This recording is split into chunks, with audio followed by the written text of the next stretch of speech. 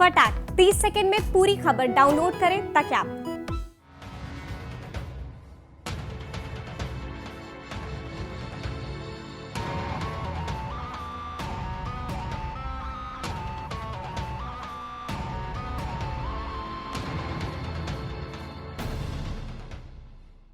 बिहार में छात्र निराश हैं, हताश हैं और अपनी बेरोजगारी से परेशान हैं। ऊपर से पुलिस की दमनकारी नीतियों से उन्हें जबरन हवालात में ठूसा जा रहा है और जिस तरह की कार्रवाई हो रही है तो निश्चित तौर पर उससे छात्रों का आक्रोश और भड़केगा ही। शायद आज के हुक्मरानों को याद होगा कि बिहार छात्र आंदोलन की धरती रही है। 1974 का आंदोलन भी छात्र आंदोलन से ही उसकी शुरुआत हुई थी, लेकिन छात्र आंदोलन से निकले नेता शायद इन बातों को समझ नहीं पा रहे हैं कि अगर इसे समय पर अच्छे ढंग से टैकल नहीं किया गया तो यह विकराल रूप ले सकता है। और जिस तरह से विपक्षी दल इसमें शामिल हो रहे हैं, निश्चित तौर पर सरकार के लिए वो परेशानी का सबब है। नमस्कार, बिहार तक में आपका स्वागत है। तो जिस तरह की कार्रवाई पुलिस कर रही है छात्रों पर, चाहे शिक्षकों पर, कोचिंग संस्थानों पर, उससे आक्रोश और बढ़ता जा रहा है। पुलिस ये समझ नहीं रही है, उसका मानना यह होगा कि कार्रवाई करेंगे तो छात्र डर जाएंगे और सारी व्यवस्था नियंत्रण में आ जाएगी, लेकिन ऐसा नहीं है। जिस तरीके का माहौल बनता जा रहा है और खास तौर पर जब कल शुक्रवार को बिहार बंद का जिस तरह से आयोजन किया गया है और छात्र नेता जिस तरह की बात कर रहे हैं और उन्हें विपक्षी दलों का जो समर्थन मिल रहा है, उससे स्थिति काफी भयावह हो सकती है। सरकार को भी इस पर सोचने की जरूरत है। विपक्ष को तो बहाना चाहिए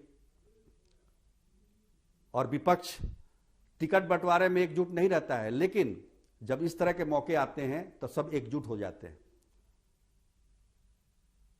अभी कांग्रेस, आरजेडी, लेफ्ट, पप्पू यादव की पार्टी, माले और सभी के पार्टियों के छात्र संगठन इस बंद को सफल बनाने में लगे हुए हैं और काफी कड़े कड़े बयान भी दिए जा रहे हैं। लेकिन सवाल यह है कि क्या इससे छात्रों का फायदा होगा,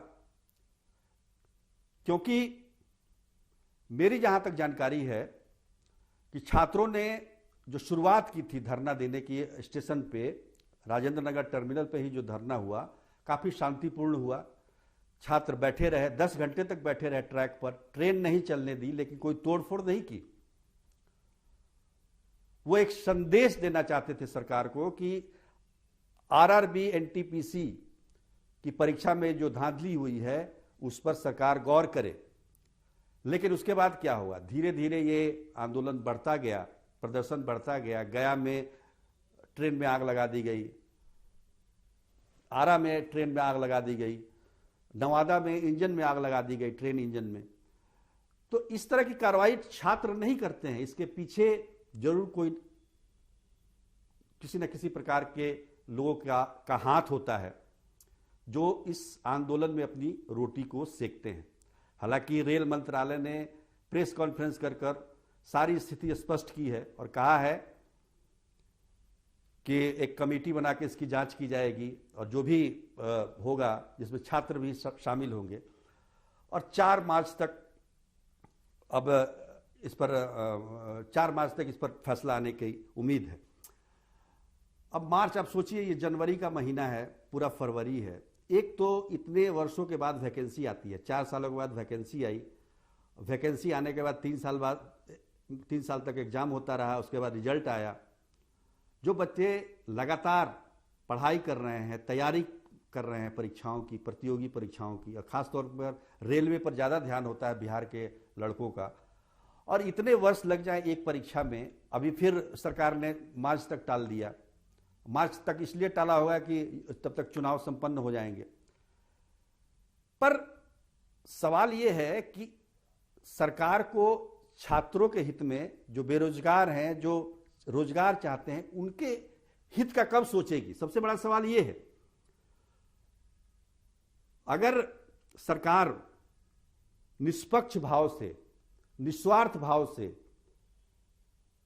परीक्षाओं को ले तो गड़बड़ी की गुंजाइश कहां रहती है? आखिर गड़बड़ी किसी न किसी स्वार्थ के तहत ही तो की जाती है। और निश्चित तौर पर रेल मंत्रालय ने अगर कमेटी बनाई है तो कहीं ना कहीं गड़बड़ी है, तभी कमेटी बनी है। छात्रों का आरोप सही है, तभी कमेटी बनी है। अब सवाल है, आप देखिए कि कोचिंग संस्थानों पर, उनके शिक्षकों पर एफआईआर करने का क्या मतलब है? अब खान सर हैं पटना के, उन पर एफआईआर कर दिया। वो क्या धरना देने गए थे या कोई उन्होंने तोड़फोड़ की है? किस आधार पर आपने कहा? उनका एक वीडियो का आधार बनाया गया है, कहा गया है कि वो उन्होंने कहा है कि अगर सरकार बात नहीं मानेगी तो हम छात्रों को उतारेंगे। तो उतारेंगे तो भविष्य में उतारेंगे ना, अभी तो नहीं उतारे हैं। तो किस विला पर आपने उन पर एफआईआर दर्ज किया? और इससे जो छात्र हैं वो काफी आक्रोशित हैं। इसका उल्टा असर हो रहा है। आप समझ नहीं रहे हैं, सरकार की बात मैं कर रहा हूं। अब कहां तक आप इस आक्रोश को रोकेंगे? खान सर के अलावा 6 और शिक्षकों पर, कोचिंग संस्थानों के शिक्षकों पर एफआईआर दर्ज कराए गए। और मामला भी ऐसा कि बहुत ज्यादा मशक्कत करने की जरूरत नहीं है, उन्हें थाने से भी जमानत मिल सकती है। तो इस तरह के केस करने का फायदा क्या है जब आपके पास फुल एविडेंस नहीं है, कोई इस तरह की बात नहीं है।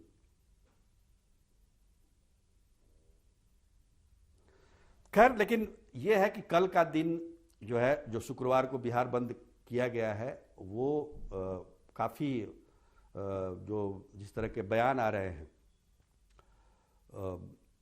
नेताओं के और छात्र संगठनों के, उससे लगता है कि काफी मुश्किल भरा होगा और उसको सरकार को इसको नियंत्रण में रखने के लिए काफी मशक्कत करनी पड़ेगी। खासतौर पर जो विपक्षी दल, जो इस आंदोलन का राजनीतिकरण हो गया है, वैसे भी यहाँ तो देश में परंपरा है राजनीतिकरण का। किसान आंदोलन हो उसका राजनीतिकरण हो जाता है, छात्र आंदोलन है उसका राजनीतिकरण हो जाता है, तुरंत राजनीतिक दल कूद जाते हैं उसमें। और नुकसान किसका होता है? नुकसान जो निस्वार्थ भाव से जो आंदोलन करने आता है, छात्रों का नुकसान हो रहा है। इस राजनीति के पेच में फंस के जो मुद्दे हैं, जो मुख्य मुद्दे हैं, वो कहीं गौण हो जाते हैं। तो ये बात समझने की जरूरत है। कल बिहार बंद है, इसलिए कई जगहों पर जहां पर देखा जाए कि गड़बड़ी की काफी आशंका रहती है, खासतौर पर जिन जिन इलाकों में ट्रेनों में आग लगाई जाती है, समझिए वो इलाके कैसे हैं, उनका एक इतिहास रहा है। तो उन इलाकों से अगर आप गुजर रहे हैं तो निश्चित तौर पर सावधान रहने की जरूरत है। और बिहार बंद को सफल बनाने के लिए जाहिर तौर पर जो संगठन लगे हुए हैं वो पुरजोर कोशिश भी करेंगे। सरकार को उसको नियंत्रण में भी रखना है, छात्रों के हितों का ध्यान भी रखना होगा। इन तमाम बातों को ध्यान में रखकर अब सवाल है कि जनता का बात करें तो जनता की तो अभी कोई बात ही नहीं है। जनता भी पिसी जाएगी इसमें, इस बंद में। कई लोगों को जरूरी काम से कहीं जाना होगा, कुछ ये होगा, उसमें दिक्कत आएगी। लेकिन क्या करें, डेमोक्रेसी है, सब कुछ सहना पड़ता है।